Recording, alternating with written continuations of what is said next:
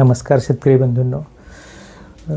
प्रत्येक शेतकरी डीलर लोक पीएच बद्दल चर्चा करतात. पीएच आहे काय? तर पीएच हे आपल्या जमिनीचे आरोग्य तपासणीचा एक एकक आहे. म्हणजे थोडक्यात आपली जमीनचं आरोग्य चांगलं आहे का वाईट आहे हे आपण त्या जमिनीचा पीएच पडताळून बघू शकतो. जमिनीचा पीएच हा 7च्या खाली आहे तर ती जमीन ही ॲसिडिक असते, ती जमीन थोडक्यात आंबट असते.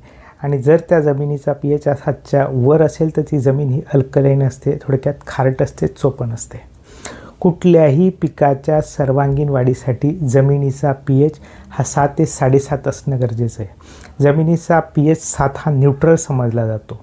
तर पीएच ज्याला आपण मास्टर की म्हणतो, म्हणजे आपण जे पण खत देतोय, किती महागातलं महागात खत दिलं, ते खत जर जमिनीचा पीएच बरोबर नसेल तर ते खत आपण दिलेलं वाया जाईल, त्या खताचा काहीही उपयोग होणार नाही.